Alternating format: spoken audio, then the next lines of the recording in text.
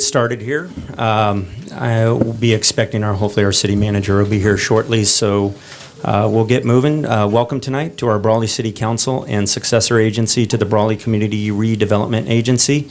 Regular meeting agenda Tuesday, February 2nd, 2016, starting here just after 6 o'clock. Welcome to our city chambers. And before we get rolling too far into the meeting, I just want to make this disclosure. I am not a Denver Broncos fan, in case anybody sees the colors here. So want to make that clear, in case anyone thought, or making that connection. Why'd you wear that? I think it looks good with the suit. Oh, okay, so that's okay. why. Moving on, so our meeting is called to order. Can we have the roll call, please? The minutes will reflect all council members present. Thank you. And if we could all stand, we have Pastor Mike Nunchik, El Rendor Church, for the invocation. Father, as we stand here this evening, we recognize that you know, you see, and you understand everything that we face.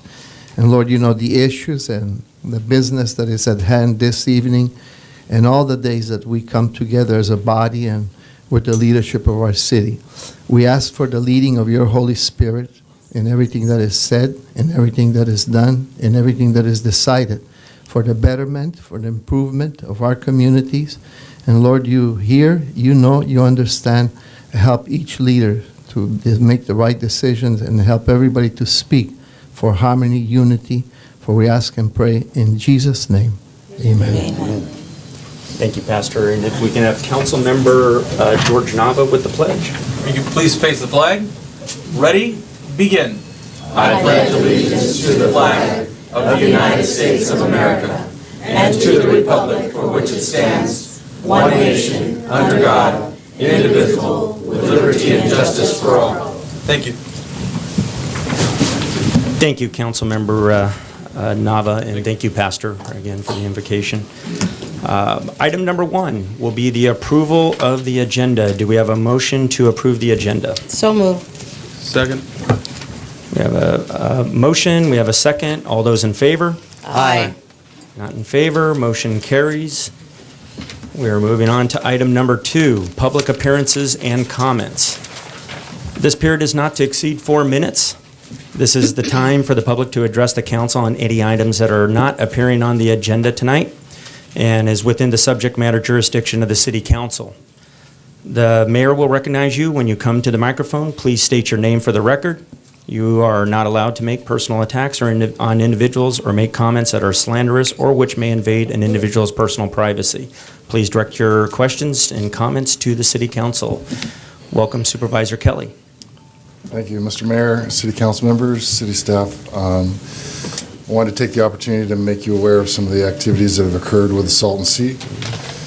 If you may have noticed, there was in the draft budget $80.5 million allocated by the governor towards the Salton Sea. This is part of the Salton Sea Management Program.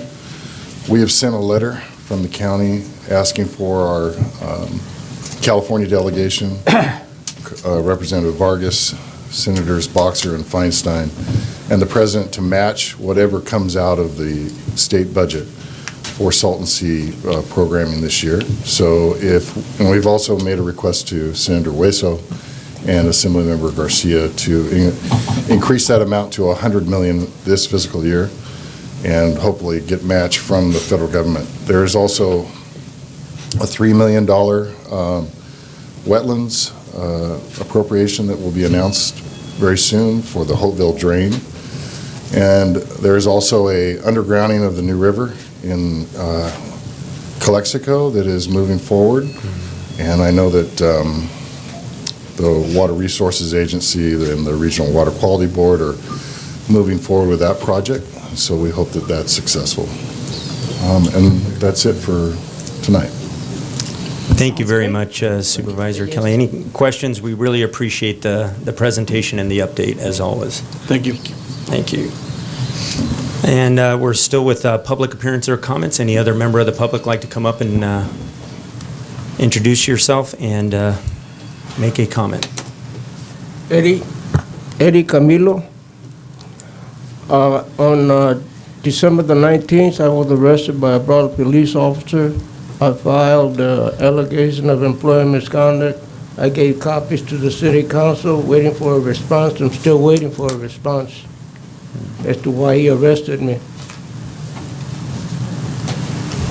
Any further, I appreciate you bringing that up again, Mr. Camillo. We'll have staff double check on that and follow up if appropriate. The only response I got was from Hauser, and this officer, 2.5 years ago, he also arrested me. I'm not going to go speak to someone that arrested me. Okay. Thank you, Mr. Camillo. Thank you. Thank you, Mr. Camilo.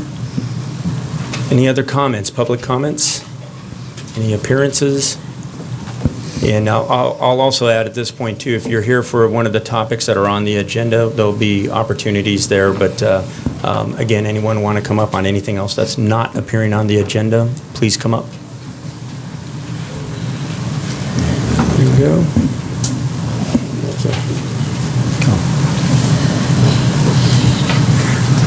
Good evening. My name is Esther Bajarano, and I'm a Respira Sano member of a new program in Imperial County focusing on asthma. And I just wanted to inform you that there's 10 schools participating in the school flag program. One of the schools in Brawley is Phil Swing, and in Westmoreland is the Westmoreland School District. We've been having a lot of air quality days yesterday and the day before. And so schools are bringing in kids depending on the air quality issues, and it's going very well. Fantastic. Thank you. Excellent. Thank you very much. Any other public comments or appearances? Seeing none, we will move on to the next item on the agenda here. Item number 3 is the consent agenda. Items are approved in one motion.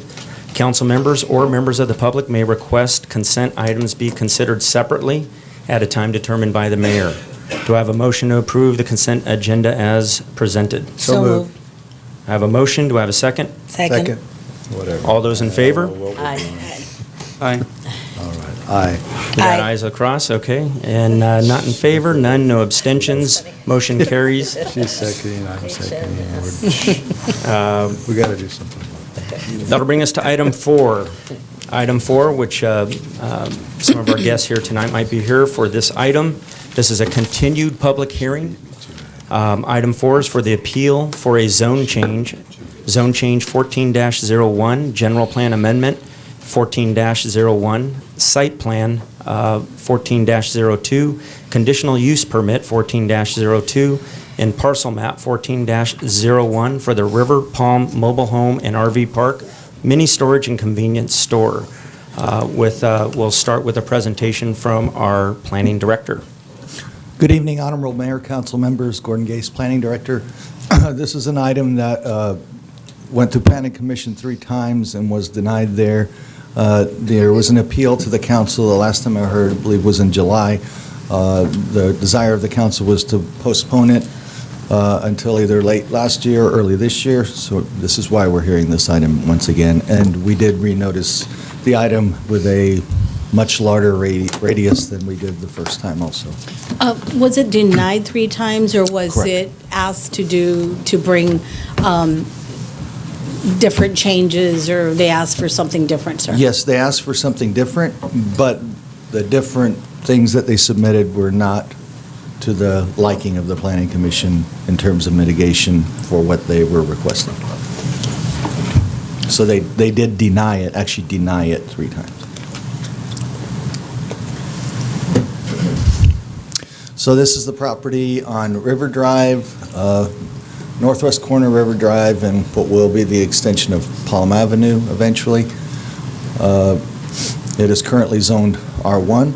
It's a low-density residential property at the current time.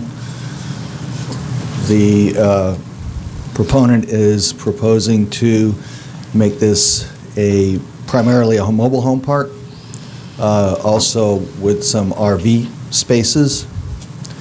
It will include a retention basin that will double as a recreation area also in the north side and the south side.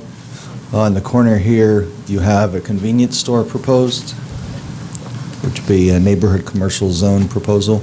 And on the west flank here, along the whole property, you'll have light industrial mini storage facility that is being proposed. I'll get in more of the concerns that happened earlier, but there was a desire to see the phasing, and as you can see, they would start from the south and work their way north. One of their issues was that if this area right here wasn't proposed as open space, there wouldn't be any recreational facilities or anything like that if it was all put up in the last phase. So the project applicant added this section in here, and this would be, I believe, built about halfway through the phases. These were the concerns that were primarily brought up, that were in the Planning Commission and in the council meeting by the residents. Public safety, of course, it is all on private property. They would have to maintain some private security. They would need to enforce their own rules, just like any other multifamily project would have to do. There was some concerns about the potential for the convenience store being vulnerable to robberies. I don't know if that would make it any more vulnerable there than being anywhere else. However, that was an issue, and what we always require, or public safety always requires of the convenience stores, is that they provide access to their secure cameras in case there is an incident. Traffic, like I said, the traffic study does show that it's still within acceptable limits of level of service. What is different about this project, I think, than any other where it would be full-time residential people, is the RV portion is obviously going to cause some traffic that's going to be more frequent than, people coming in and out that are going to move on to the next camp or wherever they're going to go, as opposed to permanent residences. The soils report, like I said, the state has cleared the soil on that property, and we have documentation to support that. There should be no issue with it. It was actually farmed last in 2004, and there were no issues with any chemicals that were affected by the pure growth site. This is the more subjective one, land use and zoning. The project is, in our general plan, is a low residential development. They're proposing a higher density, and of course proposing changing some uses to other uses. The commercial, I could see that being a benefit in that area, to have a convenience store nearer to people who live in that part of town. I would like a convenience store closer to my house if I lived there. The residential area, or the M1 area, wouldn't really generate that much traffic or noise. It's basically just warehousing of people's personal goods. Now the mobile home park, like I said, if it was just a mobile home park, I personally wouldn't have that many professionally wouldn't have that much issues with it. But as an RV park, it may not be the best location. Usually RV parks are on major thoroughfares near amenities such as a golf course, a lake, a river, things like that you have to look at that are going to be able to attract that type of business in that area. Public hearing, like I said, we expanded the area this time. We always met the minimum requirements. Word got out anyway, which is a good thing. And it's always good that we had all the public input that we've had for this project. And, finally, somebody said, well, why doesn't this go back to Planning Commission? There's no substantial change in this. It doesn't have to go back to Planning Commission. It can be, the decision can be rendered by the council tonight or at a point in the future if they so desire, because it's already gone through that process. Only if they start over again, and it's a substantially different project, would we start all over from square one again. So if you have any questions for me, I would be glad to answer them and let you Thank you, Mr. Gast. And what I'd like to do, actually, if I could, Councilmember Noriega, what's on the agenda, I want to give the opportunity, we go to public hearing. If we open that first, we will certainly be part of the discussion after, if No that's problem. okay. And we'll make sure we all definitely weigh in on the topic. So moving on, so 4A, item 1 is the continued public hearing. And as stated earlier, this is really a continuance of a hearing process. I know we might have members of the public here, so what I would like to do is I'm going to do my level best to try to, if we can, to stick to that 4 or 5 minute, if at all possible. I want to give everyone an opportunity to speak that do want to speak. Obviously, I want to be also mindful of kind of the rest of our agenda here this evening. So please do come up. If you're ready, whoever's willing to be the first batter to step up to the microphone, and if you can state your name and address us, we'll go from there. And can we also ask that it not be repetitive? You know, if somebody already, speaks about one thing, if somebody else will not come up and repeat the same thing, please. That's a great point. Thank you, Makes it go Councilmember Noriega. faster. Jerry Gauna, 1110 Magnolia. Well, so in the last time on the hearing where I presented the 400 signatures of the residents against the project, really nothing has changed. I walked the area again. People are still opposed to this. We don't want it. You know, a commercial store, the reasons were specified. And, I heard the opinions of your planning director. He can say what he wants, but he doesn't live there. So, and that's area, that zone there it's just too small. And I can't ever see a mobile home park being built there that snowbirds would come in there and live on the east side of town. It just won't do it. But like I said, I have all the petitions against a zone change. You send out letters to them. So we're still the same. I'll let some other people talk, but that's Hidalgo Society is still opposed to it. The American Citizens Club is still opposed to it. There are people from there that you want to hear from them. Thank you. Thank you. Thank you. Anyone else to come up? Please step on up, Pastor. Pastor Mike, If you could, thank you, Pastor, just because of the film, They film you. get you on camera. Pastor Michael, the Church of the Redeemer here in Brawley. What I'm hearing, what I wanted to address is there's about 40 or 50 people outside. I don't know if it would be a thought to, move the meeting because there's two big concerns, the beef plant and this issue. And there's people that may not hear everything that is said. I just offer for the council's benefit that because our meeting location was published as a part of our agenda, we can't actually relocate this evening, although it is an option of the council should you wish to continue the item to a future date. We can relocate based on that future public hearing date, if you wish to continue to another time and location. Thank you, Pastor. If you would be so kind as well, for those out there that cannot hear, if someone wants to work their way up and address the council, please make sure that's known if they want to do that. So, again, anybody here in the room would like to come up and address the council?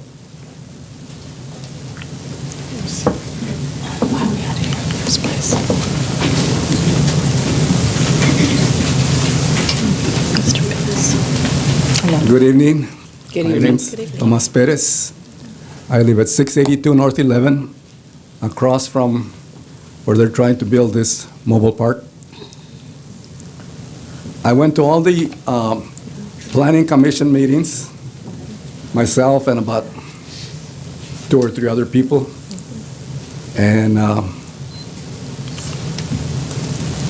they had some good hearings, and they were every time this projects was being denied because of this and that, and we brought the question about safety.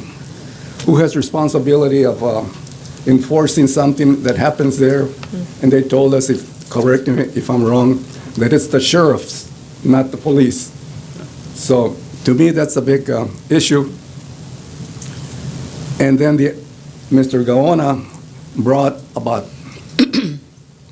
400, 500, 600 signatures of petition. Last time, he presented to the council that all were against it. And a lot of people spoke that a mobile park, well, you can see the mobile park that's in front of the high school. How long has it been like that? I mean, I know who owns it, and I know what he's trying to do. Probably, I don't know, sell it to the high school, I guess. The one over here on Imperial by Malin. What kind of condition is that park in? How long has it been like that? And who's going to take care of it? Nobody. That's what we're afraid of over here. I mean, I lived there since 59 when I was discharged from the Army. And I probably shouldn't even be here. I probably won't live that long to see it go through or not, you know. I was there when Pure Grow had the fertilizer plant there. They had that big accident when all the 50-gallon cans were popping up in the air like Vietnam or in the war. And Mr. Is that, and not to cover you, because I know you've been consistent with the hearings, but I'm taking it, so you are against the project, correct? well, yes, Okay, absolutely. so This dirt that's there that's piled up, the state told me that they were going to get rid of it. And that dirt's still there. It's piled up there. It's been there, I don't know, since I was trying to find my letters that they wrote me stating that, but I couldn't find it. Thank you, Mr. President. Anything else you'd like to add? Okay, 4 minutes, okay? All right. Actually, a little bit longer, but thank you very much for your input. Do I have anybody else would like to step up?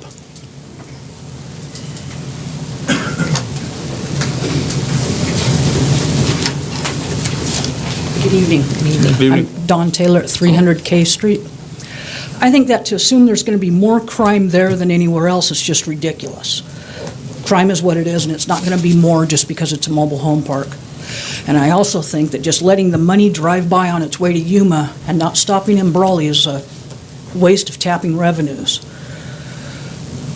Brawley needs more new. You can't compare something new with these dilapidated places over on Malin and on across the street from the high school. These people have gone and torn down some pretty ugly looking places and made nice shopping malls or businesses with a laundromat, with Merle Norman cosmetics going in. The Army has a reserve over here, and that place used to be a dump. And these people have made the city better by taking it, buying it, tearing it down, and making it new. And I think that's what's going to go on out there. They don't let their properties run down. They're businessmen, and I think it'd do the city well to consider that. Talk about a golf course. There's one less than a quarter mile away from there. And I truly believe that it would draw people in. That's what I've got. Thank you, Mrs. Taylor. Anybody else would like to come up?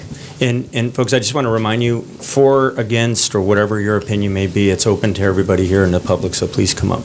Thank you. Hi, members of the council. I wasn't here for this item, but since it's so close to my parents' home, I thought I'd come up and comment as well, along with Mr. Perez, and they all live in the same area. You know, it's a concern to me because the location, the traffic.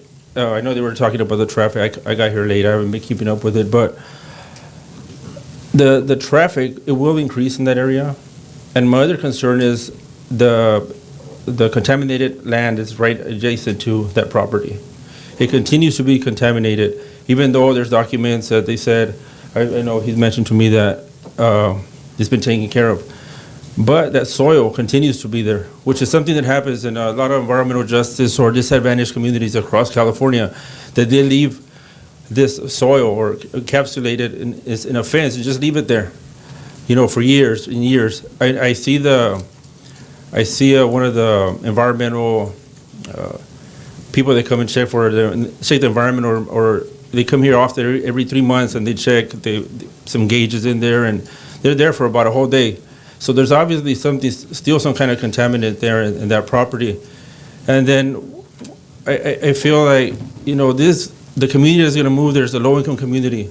The stuff that, the organizations that I work with, we oppose these kinds of developments because you're putting a low-income community where there's industry, where there's the diesel pollution, the trains are right adjacent to that, and the future of the opening of the beef plant, which pollutes into our air, and it's right adjacent to it's only about 0.2 miles away from there, if this proposed property goes up. The emissions from the beef plant into the low-income community, which is already burdened by, a lot of illnesses and health issues like asthma and air quality. All those things we've got to take into consideration now before we plan and move forward. I'm an advocate for climate change, so we need to step up and meet and see how other communities are doing it before we build. I seen the picture of the drawing. It looks great, but I don't think it's for that part of town. Maybe on the other side of 111, there's an empty lot there. I think that'd be a prime location because then there's just distance from the Rio Country Club. It's walking distance from that side of town. So I'm here just to oppose the. Thank you, sir. Thank you for your comments, your addition. Anybody else? Anybody else? And I want to make sure. Sure, just making sure. It looks like, and then I do want to make sure that we give the applicant an opportunity to get their comments during the public hearing. So unless we get someone over here, I don't know if any representatives from the project are here would like to. Let me just give me one moment and see if we have anybody else out in the hallway. Yes, sir. I can't walk very good, so my name is Mike Jaramillo. I live at 620 North Palm. And I know my son want to give, but he's over here in the end. When it came to build that park over there on Best and Mayo, there's a lot of property over there that'd be out of the way. I agree with that one gentleman who said it's going to wind up like the high school. When I went to work here in 51, the high school, was having trouble with the park across there, and it's still there. So can't you guys condemn it, get them out of the way? Okay. And sir, just so I could say your name for the record. Mike Jaramillo. Okay, I understand, Mike Jaramillo. Thank you. Okay. Thank you, sir. Anybody else? Anybody out there that wanted to come in? No. If we don't, if we have a go ahead. Come on up.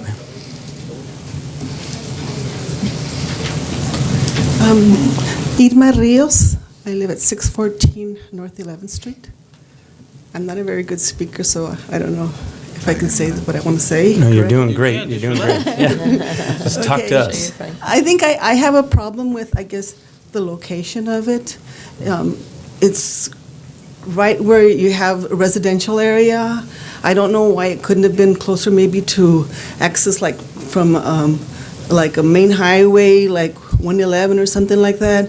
I mean, you're going to have vehicles coming into these residential areas where you have these kids going to school back and forth, and all this traffic coming through. I just don't think it's safe. I think it's a great idea. I just think the location's not a good place. And that's all I have to say. Thank you. Thank you for your comments there. Anyone else? Anyone else? And it doesn't mean you have to forever hold your peace. I could have the applicant speak and you can comment after. Yes, sir. Nice to see too that I was working for the fire department when the barrels was flying. Frank Contreras.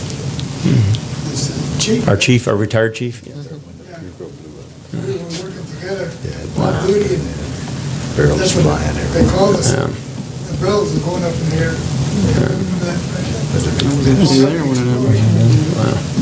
What happened, I think the pressure, they weren't supposed to put one barrel on top of another, and they had about 3 or 4 high, and the pressure kind of, Blowing them up.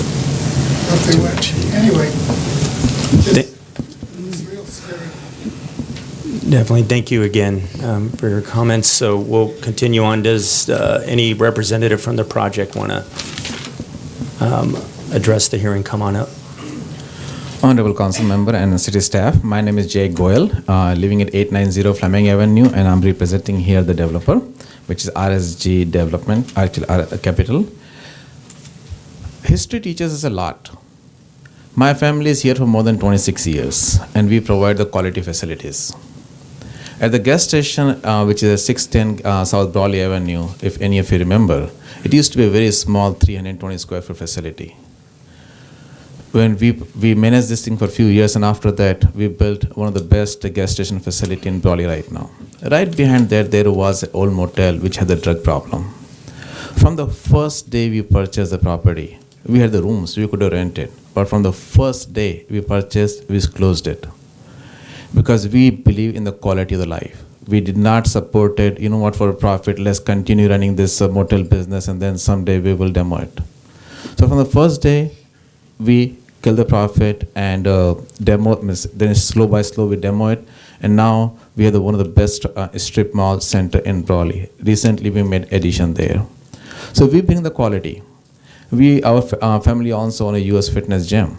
And is running for more than 20 years. Many gyms have came to Brawley and folded, but we are still there. So whole point I'm to explain here is the history teaches us a lot. And we are not here to bring a RV park or mobile home park, which will be running like 2 projects.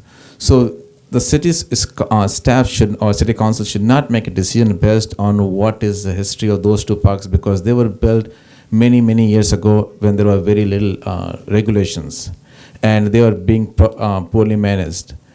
So I request that please do not consider those 2 parks. Second thing is for the planning commission. Yes, the project was denied 3 times by the planning commission, no doubt about it. First time, before we even presented our case to the planning commission, one of the planning commissioners said, I don't like the project. Means you would not even give the opportunity to serve the project. Out of the 7 council member planning commissioners, I was not able to represent myself. And most of them had the experience like only a few years, couple of years maybe in the planning commission. They were not properly trained. We recently attended a training to follow the steps. So first time the project was denied without giving any reason. We asked what exactly you're looking to make the changes, no reason was given. Second time, we had the option to come to the council meeting. He said, no, we would like to work with the city staff. And before this project was even submitted to the council meeting, for more than almost 8 months, we worked with the city staff on the multiple meetings, and every single comment made by the city staff, we took care of it. Every single. Because we believe in working with the city.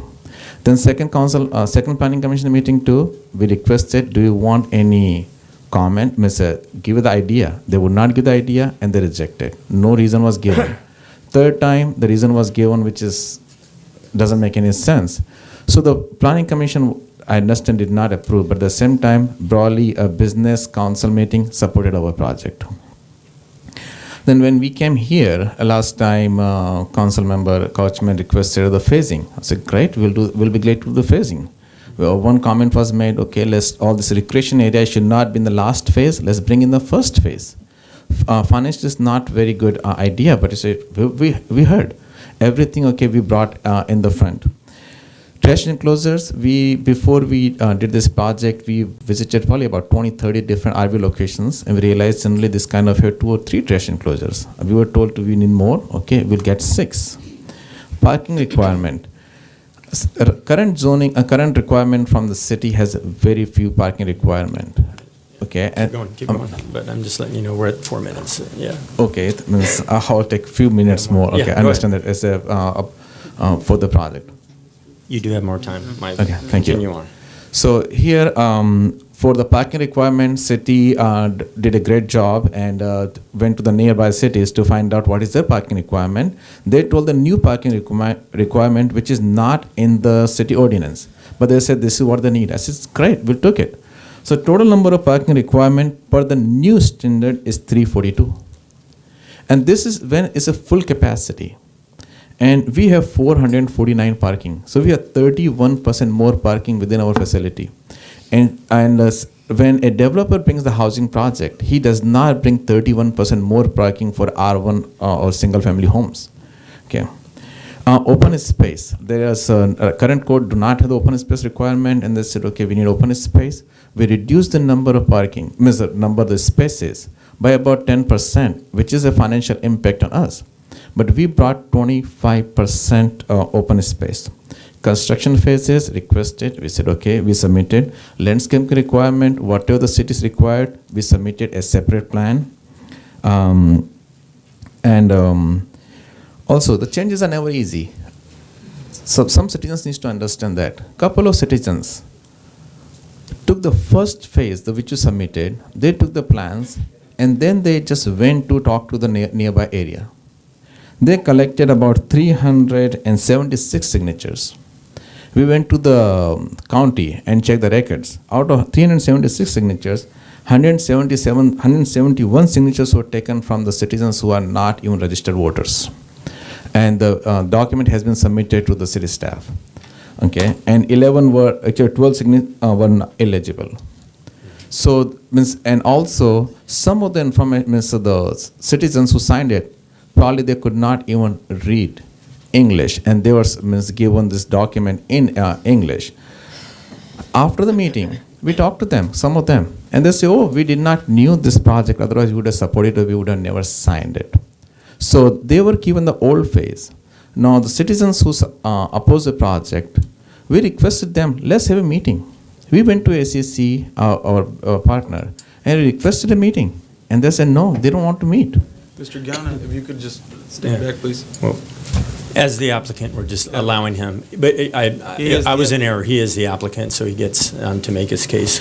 So Council, right here, if somebody is opposing the project, which did not even have the full knowledge of the project, they are just spreading the word in the nearby area, and they are just opposing, and we were not even given chance to talk to them.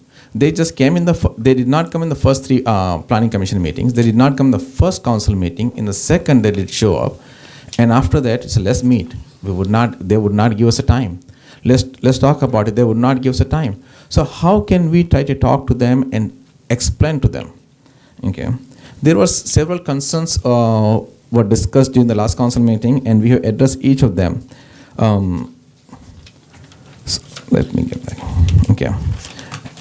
Also, Brawley, they mentioned that this is the R1 lot, so it should stay R1. Currently, Brawley has more than like 2,000 lots which are ready to be built. They're all, I was told by like number 3,300 somewhere there. It's a huge number. Why somebody is not building? Because it's not making financial sense. So if you denied the project, which you already have the power, so what's going to happen is this R1 is going to extend the R1. It will take years, literally years, before something can be proposed in this location, because this is not a quality location where somebody can just bring the quality homes. And financial sense, it does not make any financial sense to bring the homes there. A couple of citizens keep bringing the same issue about pure grow and the soil impact. It has been cleared. It has been cleared, and this project has nothing to do with the pile which is sitting next to, which is not our it's a concern for us, but again, we have no control over it. It will be controlled, and the federal government is taking care of it. If nothing gets built on this thing for years, then all the neighbors in this area are gonna get the dust storm, all the dust. Okay, once it gets built, then there will be very little dirt area. Most areas are going to have the RV park or space covered rocks on it. So we will have much less dust coming from this area. So this is a better health condition than what is there currently right now. And single family homes would not bring the jobs except the construction jobs. They are just there. But here this kind of RV park and mobile home park will bring the jobs. There is no good RV park in Brawley right now, none. Okay, which can bring the snowbirds. We were mentioned this is not a great location of snowbirds. A developer would not develop a project and impact their pocket if they think the project is not significant for them and it would not make financial sense. We did our own study. If it doesn't make sense to us, we cannot spend a few $1 million just in developing it. So we will provide such a quality project, which we already the history, that we will bring our citizens here, snowbirds, which will bring the dollar to the city, which Brawley needs the business. Okay. Also for the mobile home. Mobile home is out of 300 space, actually 284. The number of mobile homes is like only 84. So the number of mobile homes are not even 1/3. So there are 185 RV spaces proposed and 84 mobile home. So less than 1/3 are mobile home. But mobile home provides the affordable housing for the people who cannot afford the house, but they do not want to live in the apartment all their life in the shared walls. They want some space. So this will not be like a couple of locations where mobile homes are parked right next to each other. There is not enough space. It meets the requirement by the city for the size wise. Traffic. Last time citizen brought the issue about the traffic. This already traffic is still done. Like the planning director said, that it still meets within the requirement or within the allowed traffic limit. Infrastructure. The infrastructure, which was a point brought last time, this project will have the better infrastructure than the nearby area. We are going to have a citizen area. We are going to have a clubhouse. We are going to have a well-maintained recreation center and retention basin. So we are going to manage that thing. A question was also brought last time about the increase in the crime. We requested city clerk and the police records. If they can bring us any data, is there any more more crime in this kind of park compared to any other neighborhood? We have not received the information. We have no information that this kind of project bring more traffic, more crime. And also there will be more regulations than nearby area. If there's a bad car parked on the city street, you understand city has a requirement, okay, after 24 hours or 48 hours they can give the notice. There are some car parked in the same neighborhood which are probably in the brick or in the blocks for a long time. We would not allow that. City has no regulation right now, okay, you cannot have more than 2 vehicles or 3 vehicles in the neighborhood. But we will have the requirement you cannot have more than so many vehicles. If city catches city police catches somebody on the drugs, they cannot evict that person. But we can. If we caught somebody the drugs, means this is a requirement that if we caught we can cancel the lease and you're out of here with the 30 days or 60-day notice. So we have more regulations and more control. This will be very quality driven park. Also, any mobile home which is coming, we are giving in writing, it will be 10 years or younger. Any mobile home, any given time. Couple more things, and I know that I'm running out of time. And so impact on crime means we will have less impact on the police because quite a few things will be controlled within or by our staff, on-site staff. Plus, just like the planning director said, it is good to have a neighborhood store because there's no neighborhood store in the nearby area. Some people do not have the car, so they can go there. And mini storage will be great also because some of the homes which are small in the size, they have a lot of places of boxes, Christmas boxes, and a lot of storage. So it will make the neighborhood cleaner so they can put this stuff in the mini storage. Also, this kind of project will kind of provide a barrier between the railroad track, which is going on the west side, and the nearby area. So I request to make the decision based on the open mind and not get the consent with the few of the citizens who decide to oppose the project without meeting with us and learning about the project. Thank you, Mr. Gore.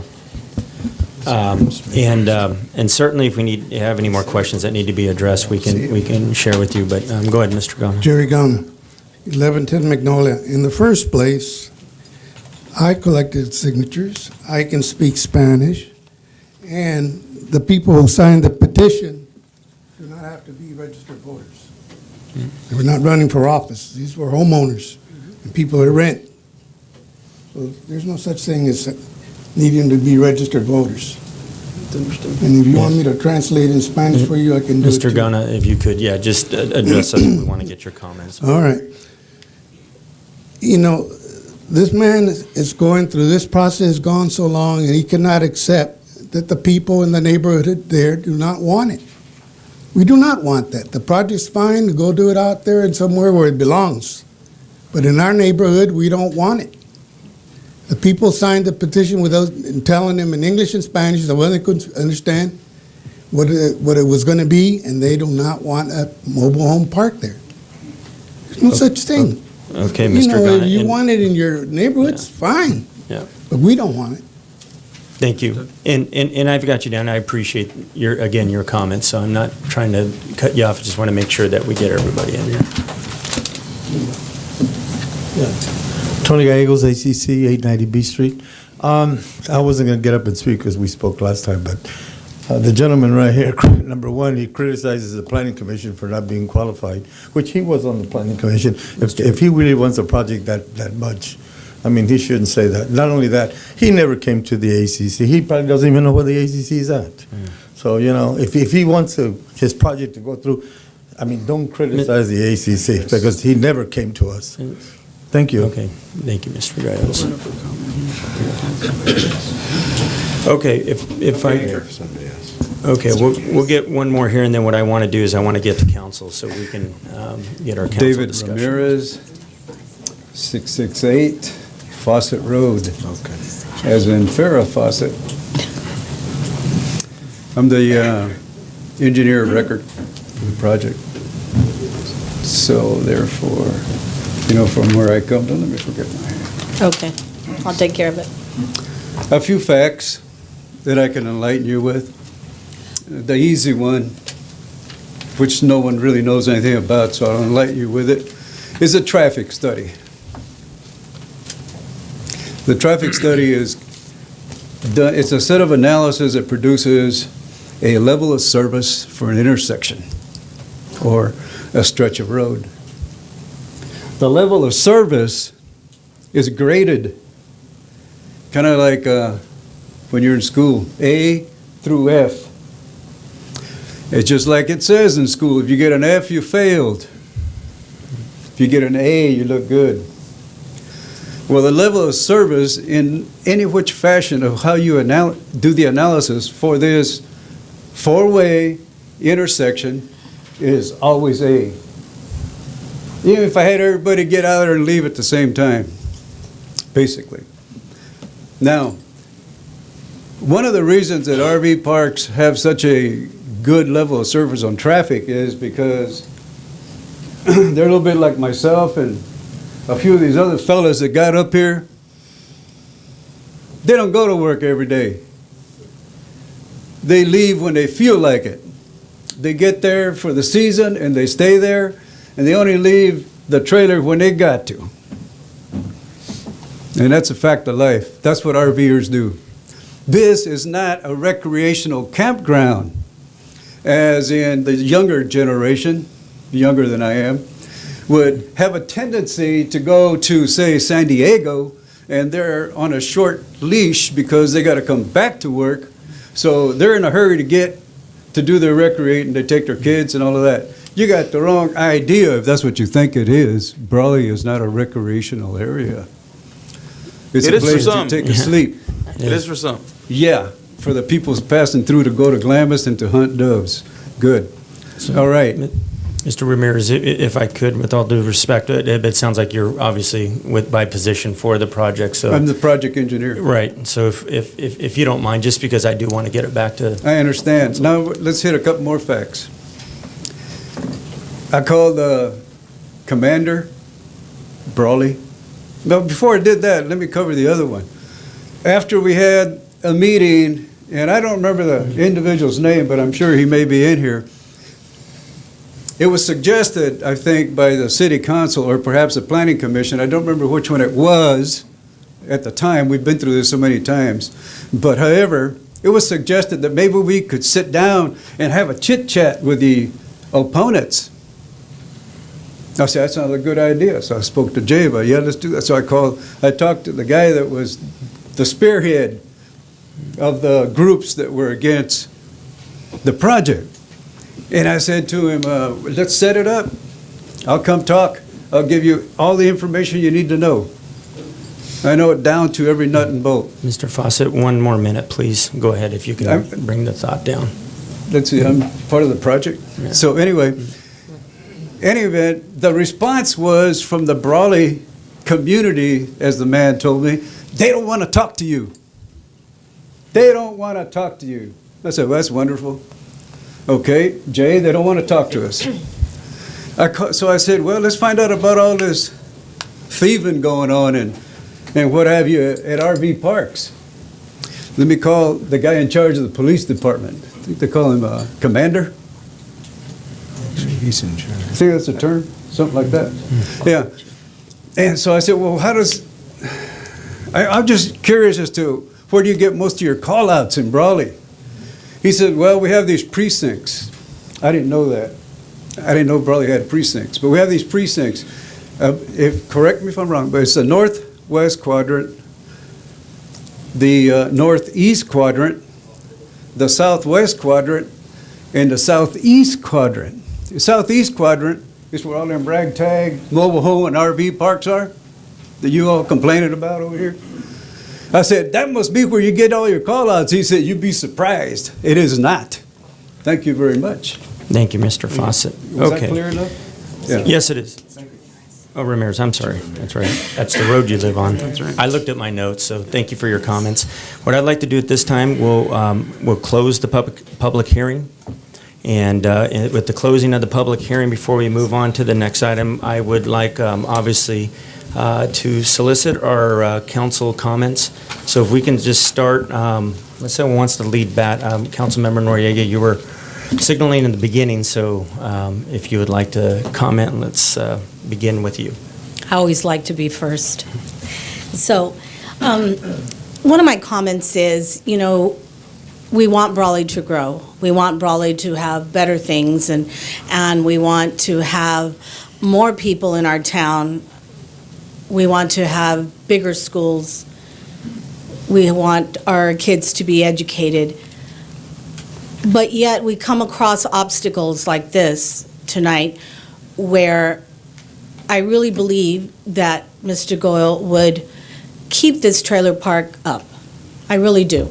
In my heart, I really do. It's unfortunate that the people around the neighborhood refuse to have it. And these are people that are all my friends, all of them. And I respect everything they've said. You asked me to make sure that Brawley grows.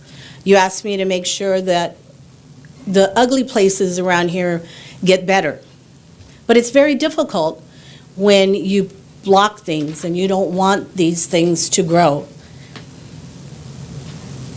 So,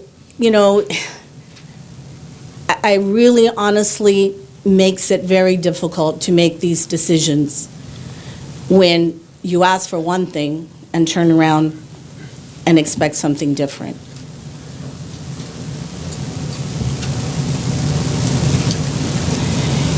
You voted for me.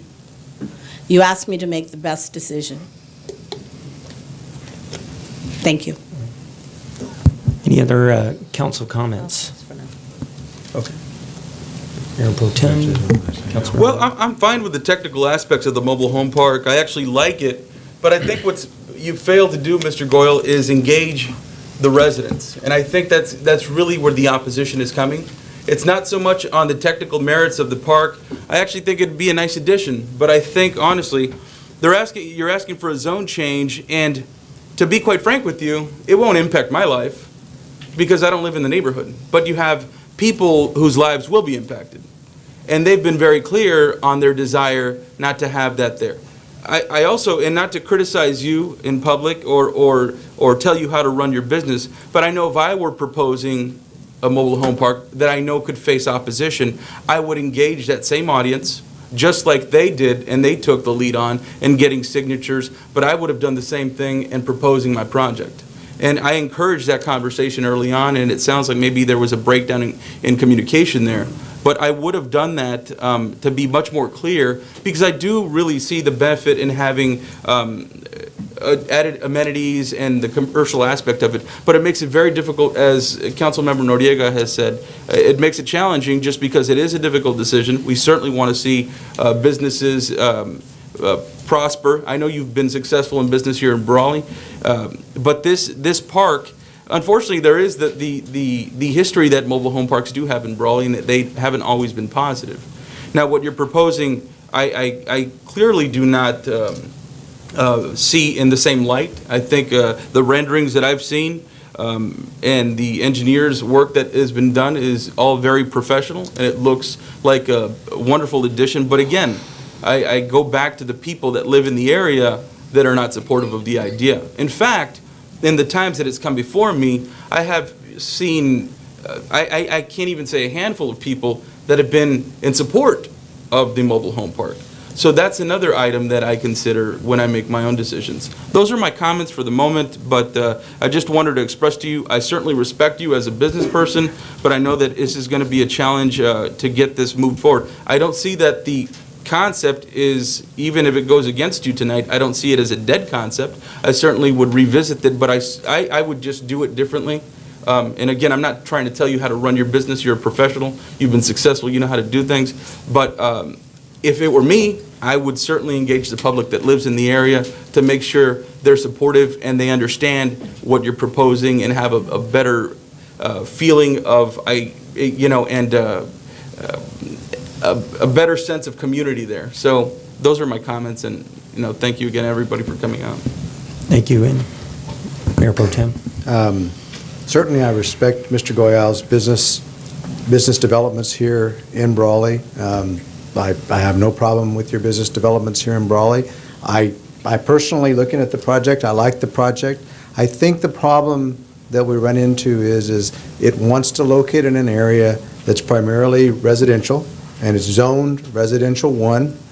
I think part of that problem is that the residences are very much opposed to the project, and for whatever reason, there's been no way to bring them into some type of an agreement or some type of compromise with the project. Recently, we were put in the same position as the City Council with another project that went into an area that the residences were adamantly opposed to. However, that project had already been zoned.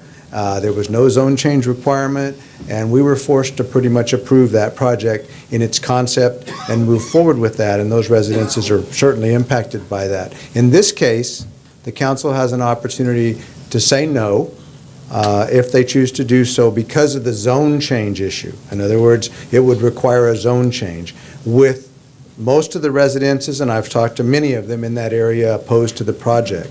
So it carries me both ways. I think there's certainly a need in Brawley for an RV park. There may be a need in Brawley for a mobile home park. However, I would hope that it would be maintained and developed in a way that's different than some of the mobile home parks that we currently have under our jurisdiction. Part of the problem is the city is responsible for part of it, and the county is responsible for part of those mobile home parks. And that doesn't work very well, because without the city being maybe in charge and able to set certain regulations, that poses some problems for us. But overall, I think there's a need for that, and we want to see growth. And there are other areas of Brawley that are zoned for some mobile home parks in the future, and probably for RV parks for that matter. But I think in this situation, the council's put in an awkward situation, and I'm put in an awkward situation because of the requirement for a zone change and the fact that so many people are opposed to the project. So with that said, that's my comments right now. I think there may be a need for more discussion. There may be a need for somebody to approach those people. Maybe there's a way to change the project that would make it more amenable for that area. But without that happening, as far as I'm concerned, I don't see approval coming from my side. Thank you, Mayor Pro Tem. And I'll be very brief, again, not to belabor any points, but, I'm sorry. Well, just a few comments. So go ahead. Thank you, Mayor. I would just, I basically concur with a lot of what has already been said. I think we all admire Mr. Goyal as a great businessman that's brought a lot of good things here to the city of Brawley. I was recently elected, and I feel that I was elected to do the right thing and to do the things that the community wants. And so it makes it very difficult for me to make a decision contrary to what you want. And I see a lot of you here today that are in opposition to this particular project, so it would be very difficult for me to vote in favor of it. For that reason, I would, like I said, I would find it very difficult. But again, I think Mr. Goyal is, it may be an opportunity for Mr. Goyal to look at perhaps another area, or perhaps, as has been recommended, that maybe he engage the people that live in particular areas before going to this length in investing in a project.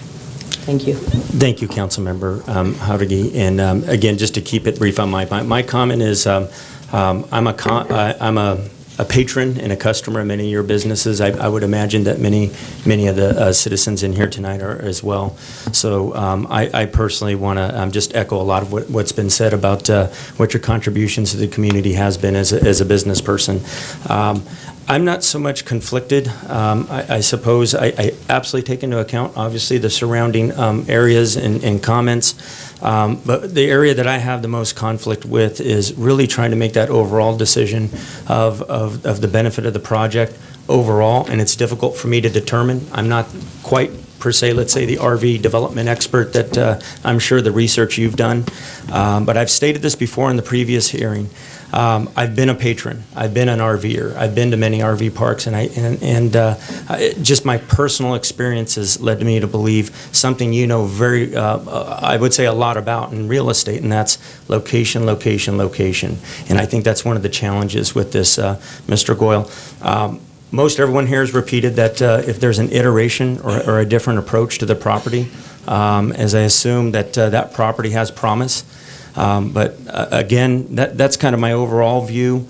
But back to the zone change, I think Mayor Pro Tem Couchman really took a lot of the notes that I wanted to share, and that's prior to coming in here, taking into account everything that I've read, everything I've researched, as well as listening, not just to the comments here, but as well as the time I put into really considering this project. So with that said, I'm not going to telegraph. I want to see if there's a motion that someone can offer up. I'll make the motion, and Mr. Goyle, I'm going to make the motion to deny, but of course, I have tremendous professional respect for you. This is not any indication of how I feel about you personally, and again, I still think that the project is a viable project. I think the engagement in this part, it failed, and so unfortunately, I'm going to have to make a motion to deny, but I say it with tremendous respect to you professionally. I know it's not what you want to hear, but I make the motion to deny. I'll second the motion. Okay, I have a motion and a second. All those in favor? Aye. Aye. Not in favor? Nay. Any abstentions? And if I could, Councilmember Noriega, would you mind speaking to your dissension? You don't have to, but I'm just asking. Already? But, and again, we've talked amongst us, in open session about, getting businesses, getting, our city up to par, so to say. We talk about, the store that, we're going to have more robberies and stuff, the previous, anywhere we put a store, you run that risk. Anywhere we put any kind of business, you're going to run different kinds of risks. You are. This mobile home, to me, when I saw it and I totally went through it, I felt that it was going to be probably better, and I thought if we could put that mobile home there and show the county that we can have something better, and they need to really take care of that high school mobile and the other one, because the one on Malin on 18th Street, past 18th Street, it's not bad. It's been pretty well taken care of. So, maybe because you feel that it's not close to a freeway or highway, but it is really. In reality, the beef plant is right next to 111, so that place is close. But sometimes in our age, we feel we don't want change. And most of us are in that age group that we don't want to see change, and it's very sad. But I'm going with what I feel is better for the city. And I wish that you all would kind of rethink about it. Thank you. Thank you, Councilmember Noriega. So I have a 4-1 motion carries to deny. With that, I assume we do not continue with any approval of reading. So we will move on to item 5. Mayor Wharton, would you like to take a short break should folks wish to leave the building? It's up to them either way to remain or... We'll take a short couple-minute recess and opportunity for those who want to head out, and anyone that wants to come in, we can find a seat. Thank you.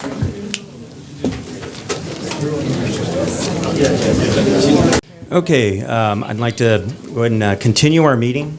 Hopefully everyone's getting situated here. We're moving on to item 5 on the agenda, regular business. 5A is an update and discussion of the status of the industrial discharge permit for One World Beef and One World Beef's request to reinstate the rescinded national beef discharge permit for the transfer to One World Beef.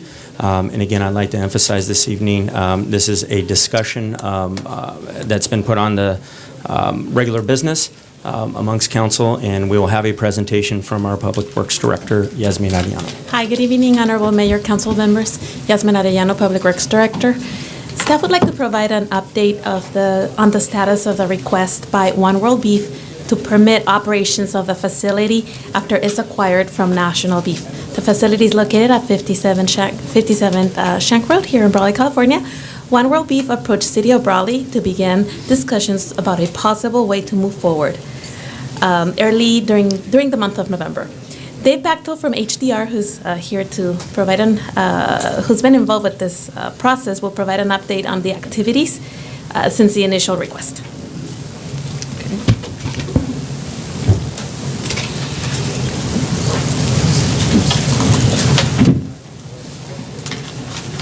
Thank you, Yasmin, and thank you, City of Brawley, for an opportunity to be here this evening. I realize it's been a long meeting already, so I'm going to try to just hit some highlights on this timeline, which is in the board agenda, and get you to where we are today. I'd like to start by saying that from the beginning, the city staff and its consultants have been working with One World Beef, representing the interests of the city, and we have been working in accordance with the industrial pre-treatment program, which is included in the city's sewer use ordinance and is also included in this the Brawley wastewater treatment plant's NPDES discharge permit. As Yasmin indicated, in early December, we received notice from One World Beef that they'd be applying for a wastewater discharge permit. At the same time, they indicated that because of time constraints, they would also want to pursue a parallel path of transfer of the existing permit from National Beef.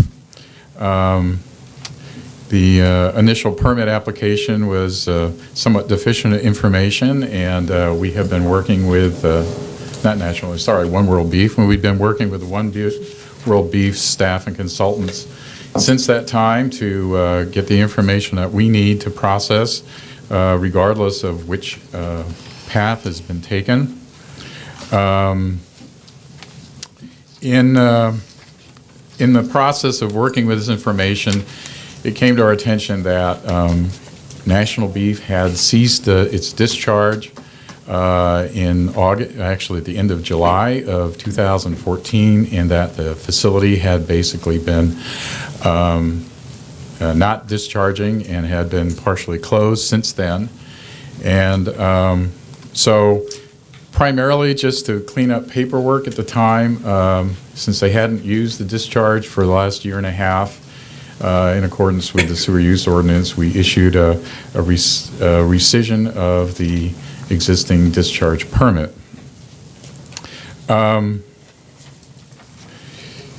As time goes on, National Beef, after they received the letter that the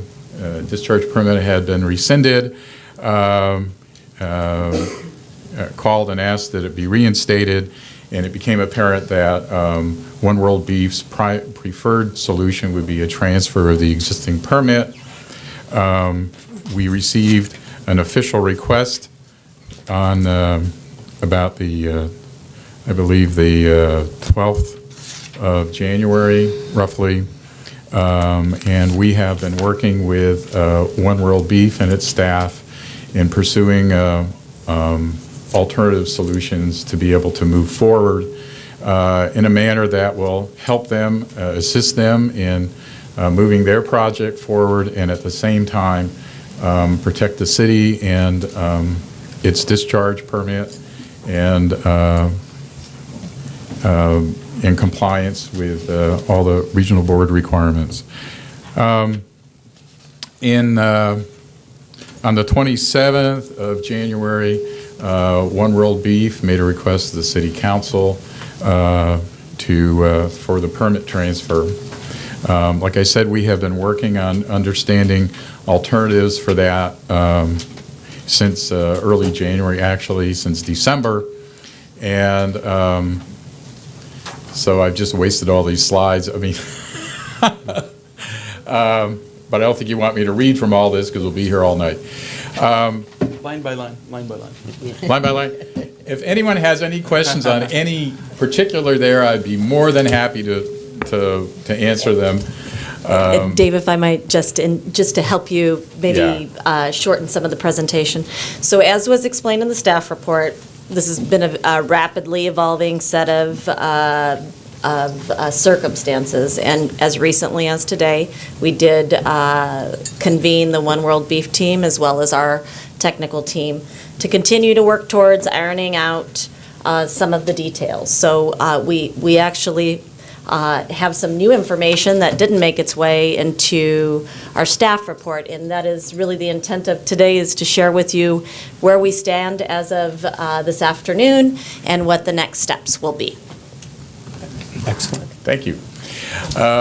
So we now have an agreement for transfer of the existing permit for the National Beef Facility.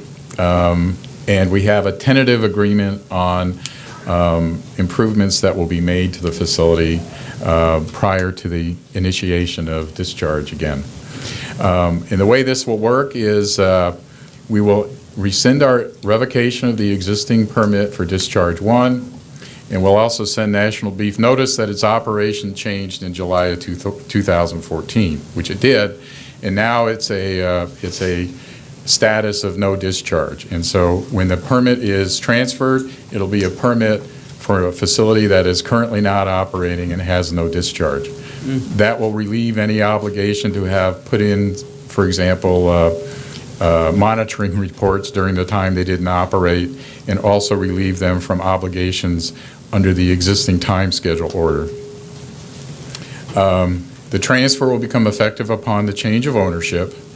And in order to restart the facility, that becomes a change in operation, and One World Beef will file a notice of change in operation, and with that notice will come a package of information which will be fairly similar to what would have come with a whole new permit application. And then, based on that information, the city will respond with revisions to the permit, which will require certain improvements prior to commencement of discharge. It will have different monitoring requirements, et cetera, and it will allow discharge up to 400,000 gallons per day per their current plans.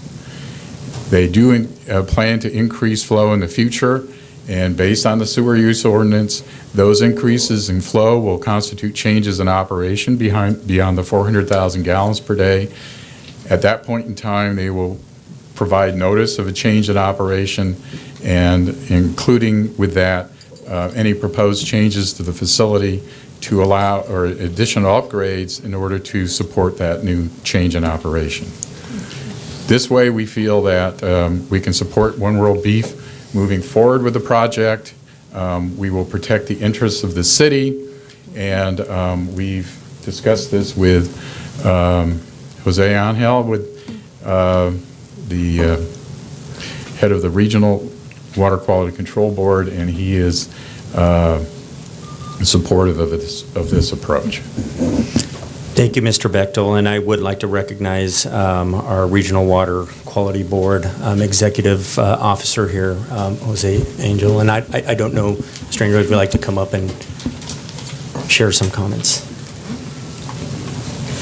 Honorable Council members, Mr. Mayor, staff, thank you for the opportunity. What I'd like to do first, before I get into sharing my perspective, our perspective rather, on the approach that the staff has developed for your consideration. Let me just bring you up to speed where my board stands in relationship to the project. As some of you know, my board adopted a permit for the on-site wastewater ponds for the facility. And it also adopted a time schedule for One World Beef to allow it to provide them with an opportunity to make upgrades.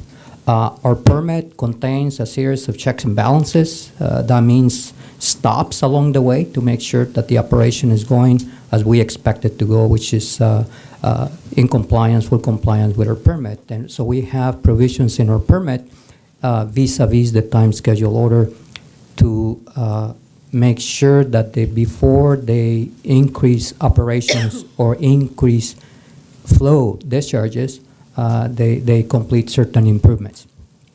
That aside, my board also rescinded a cleanup and abatement order that we had for National Beef. The cleanup and abatement order was issued, some of you know, for two reasons. It was issued. One of the provisions of the cleanup and abatement order apply if National Beef would have stayed in operations. And it provided it exactly what I described in relationship to the time schedule order for One World Beef. It would require them to make certain upgrades to the facility. And the other provision was if they close the facility, which basically required them to properly decommission the wastewater facilities. So my board rescinded that order. Is no longer applicable pending the change in ownership. So that said, I certainly believe that is well within the discretion of the city to transfer the permit. And for that matter, you have empowered your city manager through your approved treatment program to make that level of decision. So we believe that's a very sensible approach.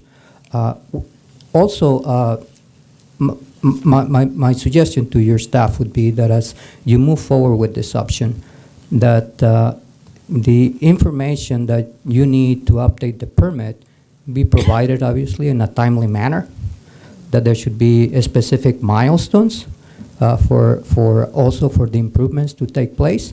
And my suggestion is that be put in writing. And certainly Ms. Moore has options in terms of how she quantifies and qualifies that requirement. She can issue, certainly at her level, she should consider also a time schedule order. It is transparent, serves as checks and balances. It also lets the community know that we have the best interests of the people at stake. So anyway, I really believe that your staff does need that information. And obviously, I don't want to get into the details as to what level of information, but certainly your staff needs information to update the permit so that is commensurate with the current operation. So we're really pleased that your staff has made progress on this issue and that they gotten this far. I'll be happy to answer any questions you may have. I'm sorry, I was just going to conclude, and I was going to put some things in perspective because, number one, certainly during the last two and a half years, I worked very closely with your staff, as you probably know, sometimes in a much different capacity. But your staff has turned the corner, and it's not an exaggeration to say that is because your staff, you have, if not the best, one of the best wastewater treatment plants in our region, number one. Second, I would suggest for your consideration that the problems that you have with National Beef, there were historic problems that predate your new wastewater treatment plant. They also predate on-site improvements that National Beef made to ensure that they comply with your local limits. And in fact, if you look at at the performance of National Beef during the last year and a half or so, while they were still operating, they were in compliance with your local limits, and they were in compliance for those three reasons. Number one, you have an excellent wastewater treatment plant with robust capacity. You have an excellent pre-treatment program, which is now being appropriately implemented, and there were on-site improvements at the slaughterhouse. All that combination of factors is what caused the discharge during the last year and a half or so operation to be in compliance with your permit. So I offered that for your consideration because I don't believe it's appropriate for us to look at the previous operation from National Beef and get the impression that somehow that this operation moving forward is going to be similar. I really believe that the discharger is trying to do the right thing, in this case, One World Beef. And I also believe that your staff is much more experienced and they're really trying to protect the city and the environment. That's it. I'll be happy to answer any questions. So with that said, do you think maybe you can help us out with the 1.2 million penalties? You can bring that down or get rid of it or, to help our Actually, I did. It was 1 million. Okay, 1 million. If you could help us with that, we'd really appreciate it, since you're saying we're doing so well, and I hear you. I'd like for you to kind of think about that. I actually think you're ahead because we gave you 10 million to build the wastewater treatment plant, so. So you wanted some back, huh? Not yet. Mr. Angel, if I could, though, I truly appreciate, I know it's been a mammoth effort for all agencies and certainly with the new team with One World Beef. So thank you for the update. You're quite welcome, sir. And certainly thank you for the ongoing work that has been in place in consideration of this new project. So with that said, do we have any other questions for Mr. Angel? I don't. If not, thank you very much, sir. Thank you, Mr. Angel. Is there a time limit? Do we have any kind of time limit because I understand they need to hurry up and get this done, and so what is our time limit? Where we are in terms of next steps is tomorrow we'll be preparing, we'll draft paperwork to allow for the reinstatement and transfer. And it is well understood between the parties that a modification is the direction that we are headed. So in order to achieve the modification, there is additional information that needs to be provided by the applicant, and we have continued to commit to expeditious review. So I want to certainly allow the applicant to speak on it if they wish to, but we hope to, as rapidly as possible, responsibly perform our job, review the work, and issue the clearances for, number one, a reinstated and transferred agreement, and the modification that will then follow in sequence. So they're not going to happen at the same time. It's basically a permit transferred with no ability to actually discharge. Until we resolve the modification of the permit piece, and that will be driven by the timing it takes for them to submit the outstanding information, us to review it, and approve the content as presented. But it allows their process to move forward, and that's the process that they're after. So it seems to satisfy our concern and theirs. So. And Mr. Knott, what we're hoping to be able to do, and I think we've agreed to, is to do the transfer tomorrow. And we have a tentative agreement and working on timelines for how quickly that modification can happen, but we're not talking about months, we're talking about days. Very well. So it's looking pretty good. Thank you. Excellent. Okay, great. Any further discussion here on council? I believe, I appreciate the update. I think it was very clear, and absolutely, Councilmember Noriega, go ahead. I have one more thing.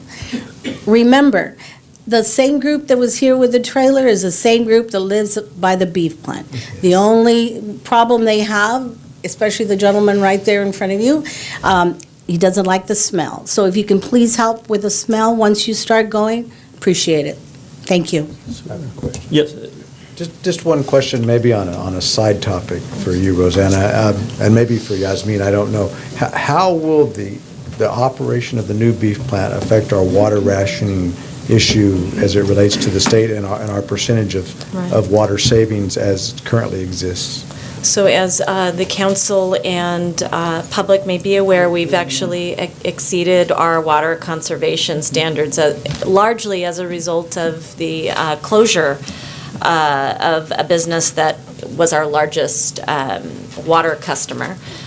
We do have a request out to One World, and I'm sure they'll be supplying the information shortly to begin dialogue with the state so that they understand that the increase in consumption is as a result of a return to jobs to this region. And we hope to have their cooperation and support as we continue to advance the agenda as it pertains to water wasting citywide, but also accommodating a new business that is coming forward in our city limits. Okay. Thank you. Pretty And- much answered. Thank you, Mayor Pro Tem. And I'd like to just finally, once again, just acknowledge, I know we have representatives in here as well from the beef industry, the agriculture industry, and then representatives from One World Beef. And we're truly excited as a city as we can move forward as updated, that bringing these jobs, bringing these opportunities, and to even have this discussion here today and get this update is very, very encouraging. And I laud the entire team and really all industry that helped make this really this valley what it is. It's a very, we all know it's the cornerstone or the backbone of our economy here in Imperial County. So we're very excited that we've achieved this milestone and we can continue forward. And I very much look forward to hopefully a positive, exciting red ribbon opening. I hope I'm invited. And not just that, Mr. Mayor, but you have the cattle industry, you have obviously city staff, but you also have environmental justice groups that are here as well. And so I know not everybody may be satisfied with the results here tonight, but I think you'll see that the city's going to make every effort and to make sure that things are operated in a proper and legal manner. So that's very important. The other benefit that we all have this time around, as opposed to when the plant was first opened, is that you have a lot of experience on the issues that we face here within the city in our wastewater treatment. You also have a lot of eyes on the issue. So it's going to be very difficult to goof this one up. So let's make sure that every part, every player in this process, whether that be the city, the cattle industry, One World Beef, and even the groups that are protecting us in environmental justice issues, keep a close eye on the matter. So I wish everybody success. I hope it moves forward and everyone's successful, and we all have to live here, so let's be nice to one another. Thank you. Thank you, Roseanne and staff. Good job. Thank you. I know it's been a very difficult task, but I think we're all very supportive of jobs coming to Brawley and Imperial County. And I think there's a lot of people out here that have been looking forward to something positive happening. And I think with us working together, like we've stated, I think we'll keep it all on track with everything going smoothly. And like they said, with the assistance of our environmentalists and our city employees, it'll be a great success for us. Thank you. Thank you. And so with that, we will, what I might also is give an opportunity for a few minute break. We're done, Mr. If you could keep it brief. Remember, it was just discussion, but go ahead. Art Reyes, I had one issue, and it was not addressed. The beef plant requires a lot of water, and it's in history.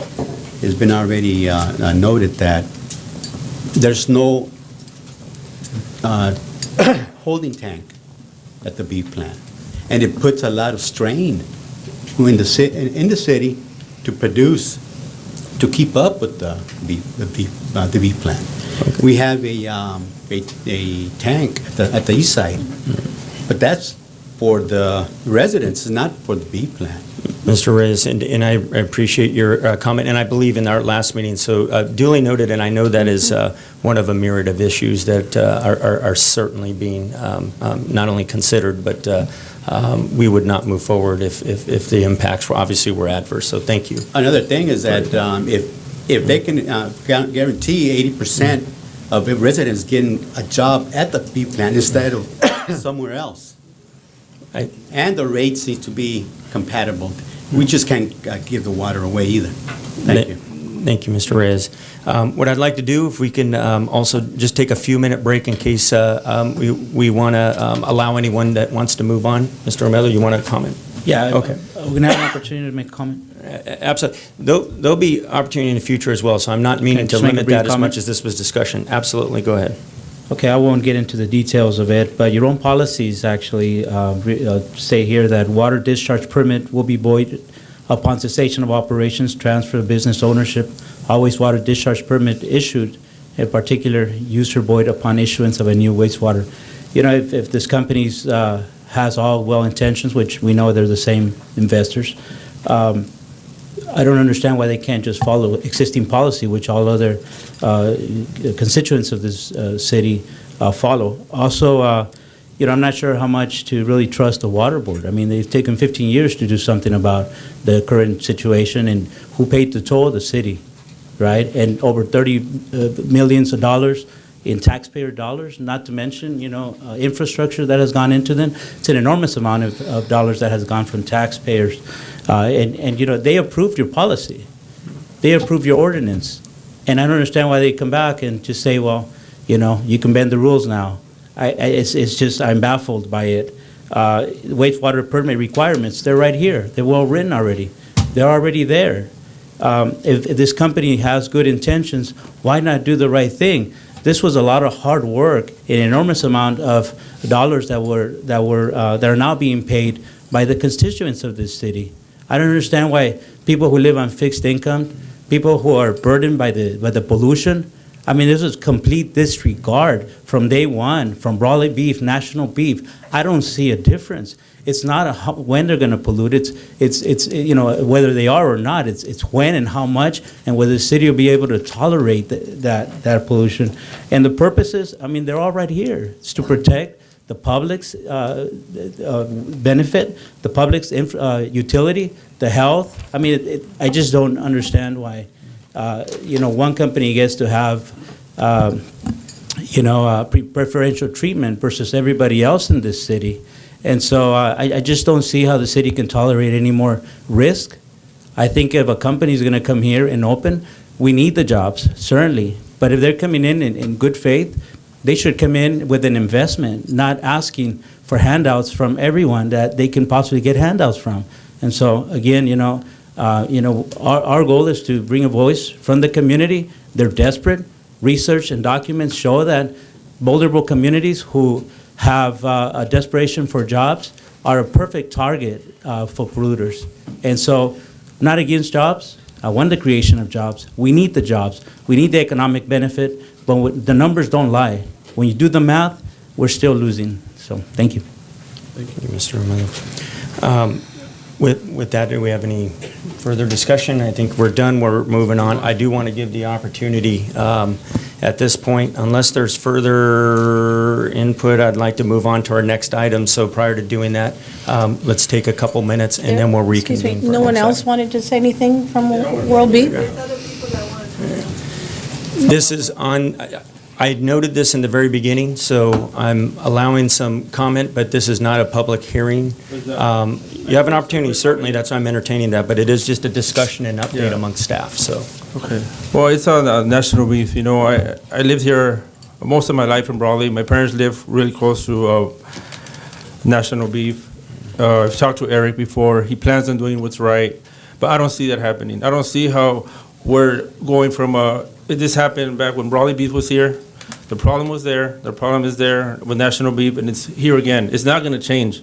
We're just allowing them to continue doing the same as they have been doing. You know, I have the documents. I was reading all the stuff from that went, you know, between the city exchanges, you know, the emails between them. And, you know, their plan is to eventually discharge 1.76 million gallons per day.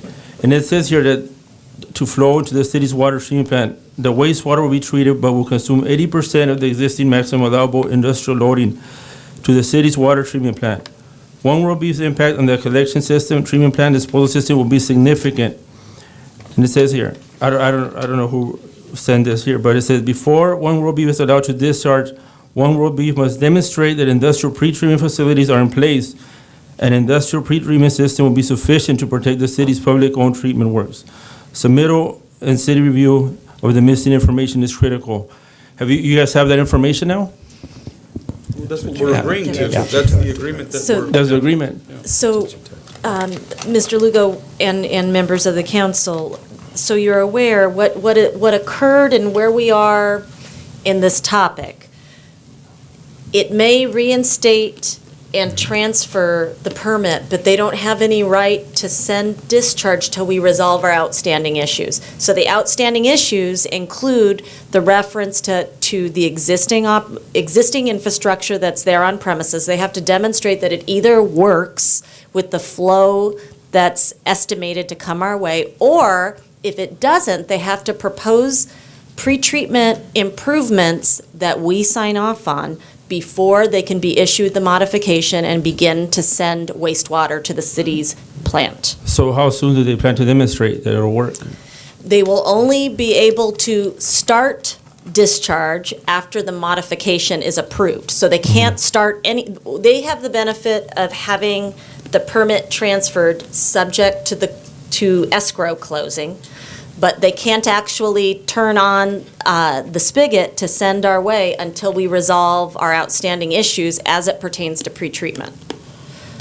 So we will have, you can rest assured, the council and the community at large, that we will perform our obligations to protect the publicly owned treatment works. This action that you're being advised of in terms of status will not trade out what is required prior to discharge commencing. It's just the permit. There's a permit, okay. And I was also looking at the conservation. You mentioned earlier that the only reason Brawley resisted conservation was because of the beef plant closed. The communities across California are being impacted by the drought.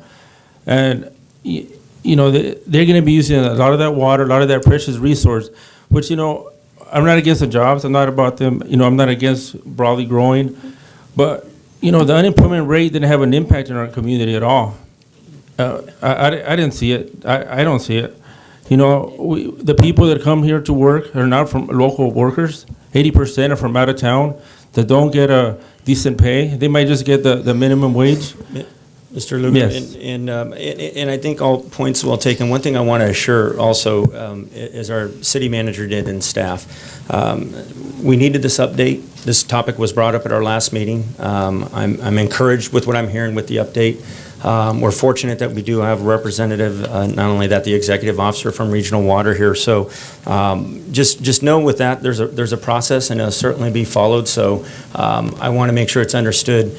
I could have representatives from One World Beef or the beef industry come up, but with all due respect, your comments are certainly not just noted, but this will move forward, and this entire process is a public process. So Yeah, and I understand. I mean, I know Eric, and I know most of you, and but our concerns are still the same with the community. The impacts to the community that have been large for many years. And they're going to continue. It's just going to repeat itself if the city doesn't put those safeguards right now. And I just hope the city. You're right, and those are our concerns as well. And so that's why we're making sure that we do have those safeguards in place. And as I've mentioned previously, there's way too many eyes on this issue for it to go wrong. And so we need your input, we need your group's input, we need to make sure that we stay focused and we don't commit some of the actions that have taken place in the past. I don't want to repeat that. Yeah, we don't want to repeat that. folks, so thank you, sir. And it leads me to this, if we're able to move on. I do want to say this. You're not going to find companies such as One World Beef that has very localized ties here that are willing to make this the transparent process that it's been. There are others that would perhaps maybe not go that path or route. So for whatever that's worth, I am extremely satisfied that this is an organization that absolutely is following and working in lockstep with our staff. This is the whole purpose of the report and the update here today. So I want to make sure, I really want to emphasize tonight is not about taking in, you may have an opinion, of what the past has been. But I think it's really important that our opinion moving forward, we are all sensitive to the issue. We respect all the input, and we've been getting this input as well. from the public, not just here in the public setting. So again, I truly appreciate that. It sounds like you have another gentleman that wants to come up. Do you have a There's a couple. different? Okay. Yeah. I'm Ray Askins. I'm an environmentalist.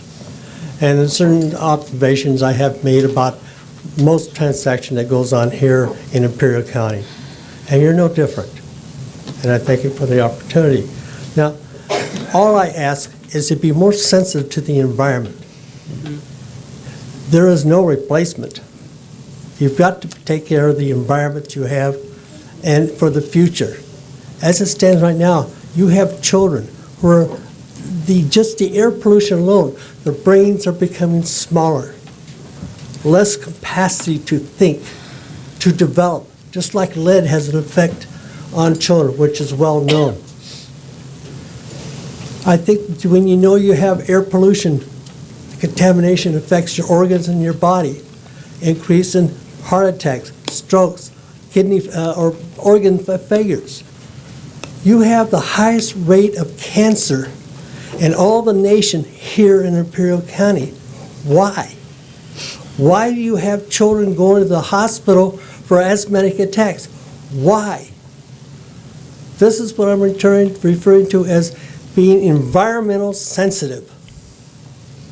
You have these flags up there.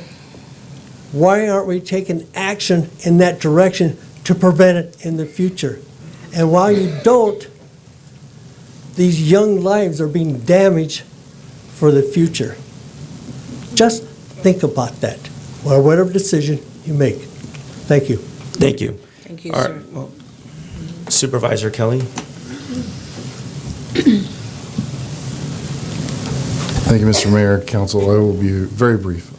I do want to tell you that I am in support of this, and as you know, that since the announcement that National Beef was closing in Brawley, we have marshaled a lot of support and attention, including the city and the IID, the county, and feedlot owners to try and entice someone to reopen the plant. And today we have one that would like to start business again. And the impact that has resulted to Imperial County is about $180 million of lost valuation in our ag report for 2014. That's half a year.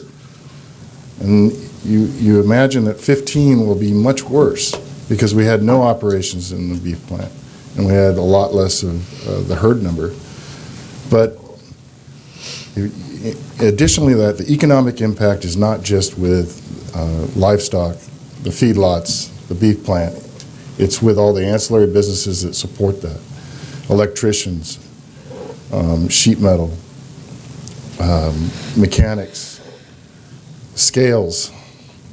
It is a huge impact to our economy, which is agriculture-based. So I am in support of it. I recognize the concerns for the environment, but I also know that in dealing with the regional board and with the city that all of the considerations to make sure that it is in compliance with the pretreatment ordinance for the city of Brawley and for the time schedule for the regional board will be met, and that they are in agreement with those items. So I hope that we continue to move forward and we can have a resurgence of our beef industry in Imperial County. Thank you, Mr. Supervisor Kelly. What I'd like to do at this time, we'll go ahead and take a 5-minute recess. Oh, I'm sorry, ma'am. I did not see you come up. One final comment, and I'll have to end it here. Go ahead. Okay. Yeah. Hi, my name is Rosa Martinez, and I live near the beef plant, and for years it has polluted into our city waters, and now the city seems like it's being forced by corporate polluters who have no disregard for our health and our environment. We have the worst air quality in Imperial County, and Imperial continues to be the home to the most polluted river in North America, the New River. I'm only 16, but I'm here because in those seats you are sitting in now, they will be filled with future leaders that truly care about our community and our environment, that will make the right decisions for our city. When in operation of the beef plant, we breathe the emissions of this faculty and it pollutes into our homes. I also have 2 siblings with respiratory problems and as well, and I would hate to see the city make a decision that affects our community. At our local high school, we have added into our curriculum environment, civil engagement, and the freedom to speak in this space about the things that truly affect us. Have you considered the impacts that this faculty poses on our climate and how our water, the only reason the city met its mandatory state conservation was because the previous beef plant shut down because of all its violations it incurred and how we are repeating history. I stand here for the children, well, my siblings who have respiratory problems, and the community of Brawley to please take into account that we will repeat history not once, not twice, just 3 times with the same handshake agreement. Thank you. Thank you. Thank you. We'll go ahead and recess at the, would you like, go ahead. I'm trying. Folks, I'm trying to move our meeting along, but go ahead, Mr. Mayor. Of course. I appreciate it. Thank you, Mr. Mayor and council members. I appreciate it. And I just wanted to address some of the concerns that I've heard today. But most importantly, I wanted to thank the city and city staff to, working together with us in reaching an agreement to receive the transfer of the existing permit from National Beef tomorrow. So thank you for that. And to answer the questions that the community is bringing up, and I've just addressing the community. I'm from Brawley, and I was born and raised here, and I've addressed some of these concerns to the gentlemen that were at the water board, and I've asked them to have an open door policy. So if there's any issues, right, we want to address them face to face, straightforward. We're here. We're not hiding behind some corporate veil. This is not some corporation or transfer of corporation that is coming in to try to reinvigorate these jobs here at the Brawley Beef Plant. We have gone through a year-long process to try to acquire this facility and to try to reinvigorate this beef plant and bring these jobs back to Brawley. And it has taken a tremendous amount of effort for us to obviously do that and get this far and to achieve all the hurdles that we've had to. And so, we're coming into this eyes wide open, and I just want to, reassure the community that we're part of the community, and we're going to do the right thing, and we're going to. I've been fortunately. I've worked for other companies, and I've been able to travel overseas, and I've seen beef plants that have been right next door to a beef plant in a community that's been there for 100 years, and the beef plant's 50 years old, and they coexist. So I can tell you that I've seen beef plants all over the world that coexist right next door to each other. So we're going to do our part to operate the beef facility within the requirements and the discharge limits and all the requirements within the city. Not necessarily just because of the rules, but because we're part of the community and we want to coexist. But I want to reiterate that we're just the final phase of a 1.5 year long process of this agriculture that is taking place right here in our valley. The alfalfa that's grown, in the fields, right? The cattle that are fed for a year before they come to process, right? So the most labor-intensive, the higher-paying jobs, if you will, are at the very end of this 1.5 year long process. And rather than put those jobs onto the cattle truck and ship them out to another city, another state, right, another county, we have a beef plant that's right here. We're committed to doing it the right way. We want to keep those jobs here, right? Rather than shipping them out of state or to another city, all those higher paying jobs, I should say, we want to keep them here in the community. We want to have that fresh water usage revenue here in the city, the tax revenue here in the city, the wastewater fees here in the city for the community's sake. So I appreciate your efforts. I appreciate the transfer of the permit tomorrow. We'll work diligently with staff to provide all the necessary information. And I just wanted to say thank you, and to those in the community that are concerned of any environmental issues, please, we have an open door policy. Please come and speak to us directly, and we'll be happy to address those concerns. So thank you again, and appreciate the time. Mr. Brent, thank you. And Mr. Brandt, thank you for those comments, and I'm going to hold you to your comments. I really hope your organization does the right thing. The industry's here, obviously supporting you, and I'm in support of you, and I really want to see the right thing done. But I'll tell you one thing. When we were faced with $1 million fine that was brought down from $1.8 million, nobody here from the industry was here to support us and say we were going to pay that fine. We paid it, and the citizens are paying it. So we want to make sure that everybody here does the right thing. So I'm going to hold you to your comments, and I really want you to be successful. And it's not a debate. We don't need to go back and forth, but it's just a comment that I want to express to you. I appreciate that, and council member, and I just want to reiterate that we are not National Beef for the past, right? We are One World Beef, and we're going forward into the future. So please understand that. We respect that. We respect whatever has happened in the past, but please, address us on our record, on our report going forward. Okay, so let us prove ourselves to you, and let us prove that. So I don't want to carry any baggage, that has happened before we've come into. We haven't been into operation. We're trying to reinvigorate and bring jobs to this community. So allow us the opportunity to try to provide those jobs, and if we can prove to you, right, we will prove to you. And we're providing you that opportunity now. But I would reiterate my point. The cattle industry was the same as National Beef. They're the ones that are here operating. So my point is, nobody was there to support us when we needed it, and you're given that opportunity now. I want to make sure that we all stay on point, and we look at everything very closely so we're all successful. Okay? Understood. Thank you. And thank you for those that have come here in support of the beef plant. I want to thank him for his offer to meet, but I think the public deserves to know that a real, true, transparent public process would require a new application, which is something that One World Beef is trying into not to do. Thank you. More comments. Let me just close with this. I'm happy to, on one side, but I'm very, very, I guess, confused. It's been a year working on this project, but it only took 1 week of a full court press of political pressure and legal maneuvering just to get this done, and this company gets a blank permit. So let's fill in the blanks, guys, and keep your powder dry. Thank you, Mr. Hernandez. That's not true. So we will go ahead, and at this point, we're done with our comments. Thank you, sir. We're going to take a 5-minute. If the beef is in and they get the permit, then what are you going to tell the medical marijuana? Are you going to permit it too? Thank you, Mr. Burns. So we'll take 5 minutes, and we'll reconvene in 5 minutes here. Thank you. I know.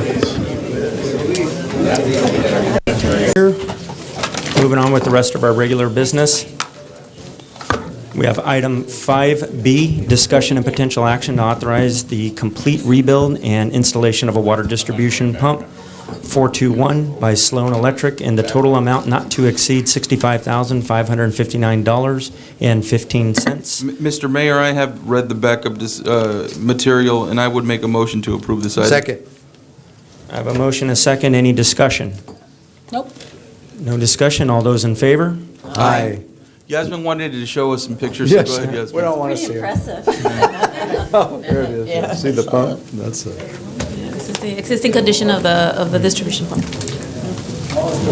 And this is just showing that we had to pull it, and it's 35 feet below grade. That's incredible. Wow. Okay.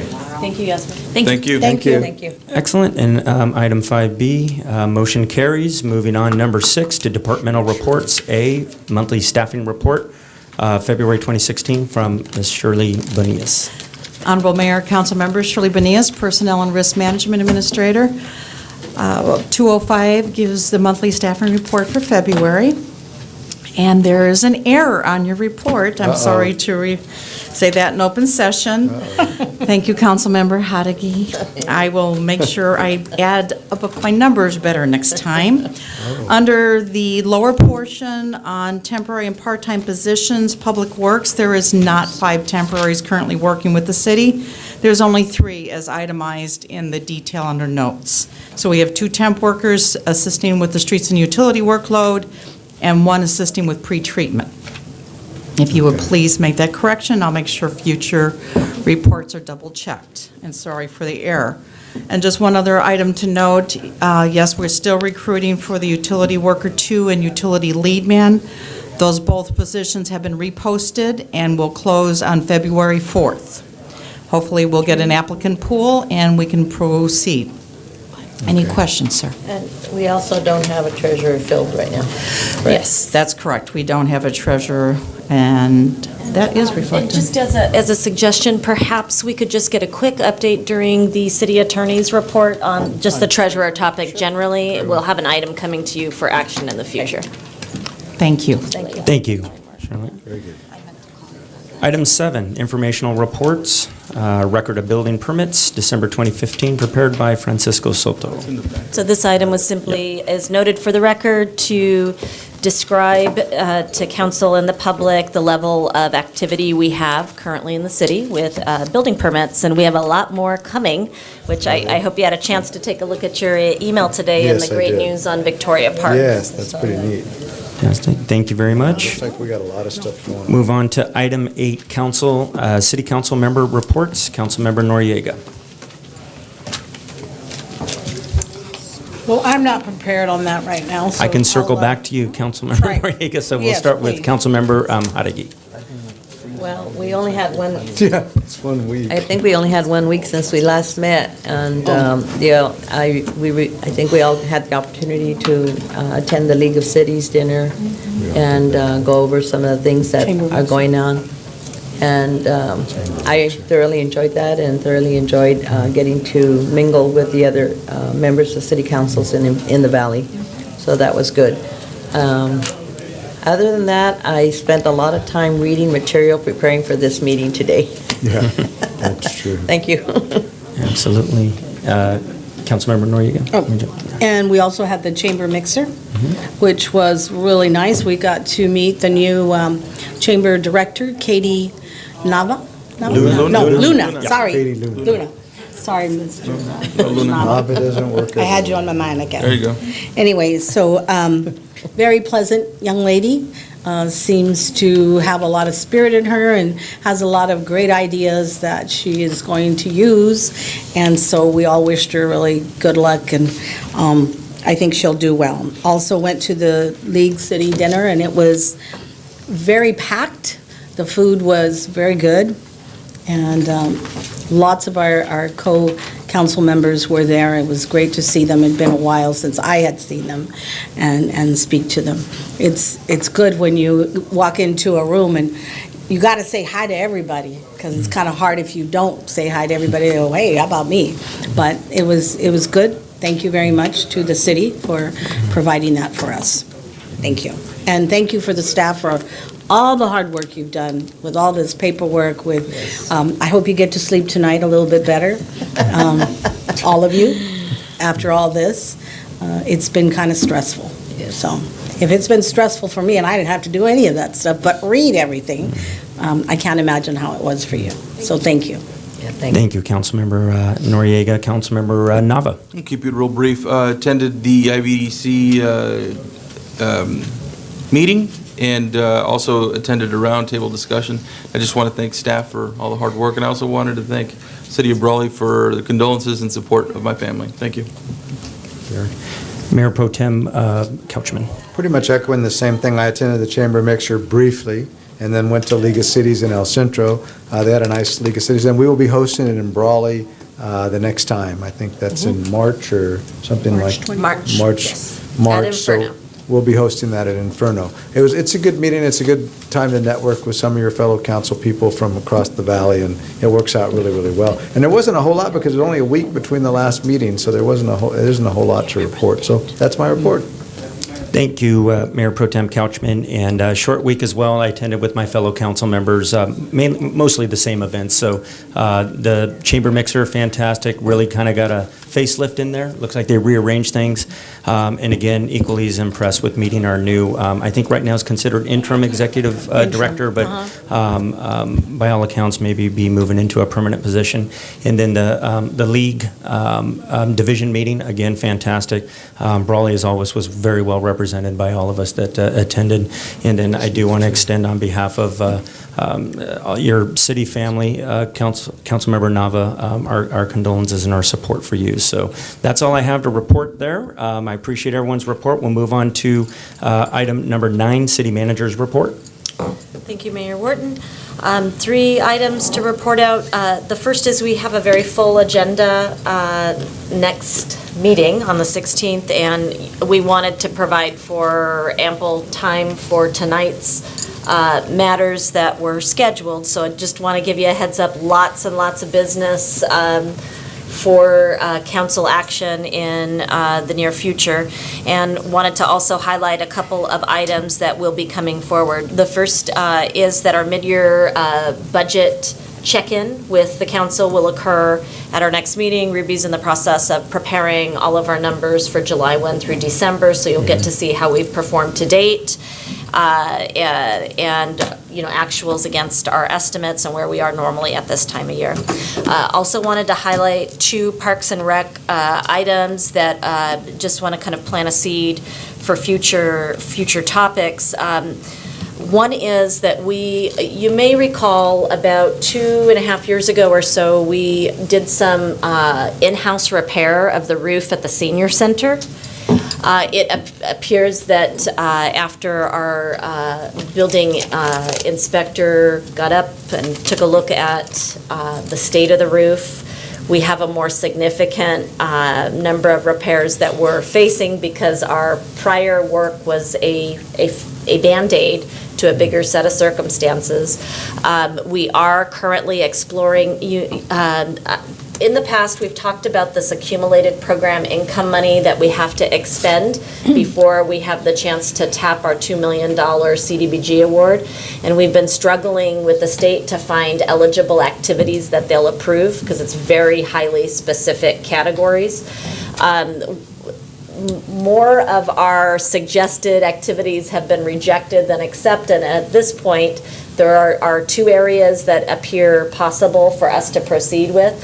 One is relative to any other enhancements associated with the fire station and its fire apparatus, that's eligible.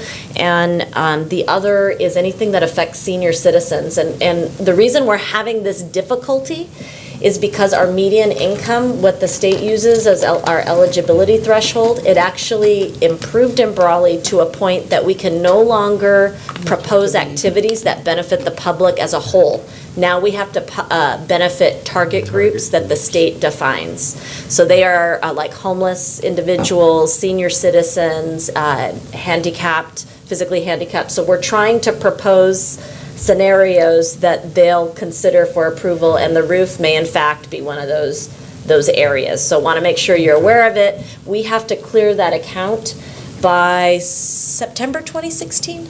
Yes. September 2016. So we're going to, which means anything that would have to go out to bid would have to have a set of drawings prepared and literally hit the street and be expended in time for September 2016. Right now, that seems like it's far away, but it's not when we consider all the large projects that we have in the mix and the fact that we don't want to lose out on the chance to deliver these projects that weren't necessarily anticipated. So want to bring that to your attention. Also want to know that we do have an unusual opportunity when we go out. Council approved a capital improvement project for Hinojosa and Abe Gonzalez, which involved the blue colored benches that have been around for decades in Brawley and have withstood an incredible test of time. The council approved replacement of two bleachers at each park, but to replace all of them would be 4 at each park. So I am hoping to bring an item to the council for consideration to acquire all 4. It's a materials purchase. Our own folks deal with placement, with footings that are to be placed if they're not there. We'd love to improve all of the bleachers at once, but it'll come to you for your consideration at a future date. So I just want to kind of plant the seed for your... Hinojosa Park, and what was the other park? Gonzalez. And those were chosen because there are 2 highest use facilities. We have many more benches than that, but we hope to start a bench replacement program because of their state and how much use they get. They're really not the most User-friendly? stable set of seating options. They Okay. definitely aren't ADA compliant, ADA but they also are, we face some risk with their continued use. Yes. And I think it's probably, So that money doesn't have anything to do with a group of children, huh? For the children, the seatings, they play out there. And Well, it benefits all kinds of groups, but But you unfortunately, can't the do it. program income funding, this would be a reserve expenditure that's outside of your. is part of it budgeted and part of it reserves? Yeah. So half of it was budgeted, half of Right. it would have to come out of reserves. It So would- it isn't a full amount out of the reserves, but it is half. That Not an too much action item discussion. would You're come gonna to- put it on there. Right. And that's all I have for this time. Okay, thank you. Item 10, our city attorney's report. Going to the league's seminar on medical marijuana, so we'll hopefully Oh, yes. get more information. That's on Monday. City manager asked me to explain the process about replacing the treasurer. It's very unfortunate we have to do that. Very sad. But anyway, a treasurer is one of the officers that's required by statute. So we will have to make an appointment. We have the statute has been amended. It used to be you had to do it really fast. You only had 30 days, but it's been extended. You have 60 days, so plenty of time to do it. And it has to be an elector, somebody who's registered to vote and resides in the city of Brawley. That's the rule. And it turns out it's only to fill the term till the next general municipal election. It's not the entire term. Oh. And then somebody will have to run for it after that. We're still mindful of council's desire to just put it to the electorate, maybe, to whether or not the treasurer will become an appointed position, but that'll come at that election at the end of this term. So somebody appointed until 2017? 2017, June? I believe that's when the. That's when we run again. Same time. Right. So they would run at the same time that the other 2 council members run. But it would be running just to fill that term, so they don't get a brand-new 4-year term just Right. to finish So that we term. just need to fill the position. Okay. Right. Okay, so we're expecting that to come in. Yes, a- it'll come to future you in the meeting. form of a action item, and we'll ask for your final determination. Okay. Thank you very much. Anything else? No, City Attorney? that's enough. Thank you. And then item 11, our city clerk's report. The league dinner was scheduled for March 31st, I'm sorry, but they changed it to March 24th because of the Imagine Awards in El Centro. Oh, okay. So it's the 24th? Of March at the Inferno. What is the 24th? What day is that? It's a Thursday. Thursday. Send us a calendar invite, please. Yeah. Thank you. It's a Thursday. All right, anything That's all. else? That's it? Okay, I want to thank everybody for being here tonight. This meeting is adjourned. Adjourned to our next regular scheduled meeting, Tuesday, February 16th, 2016, here in the council. Don't forget to call those out.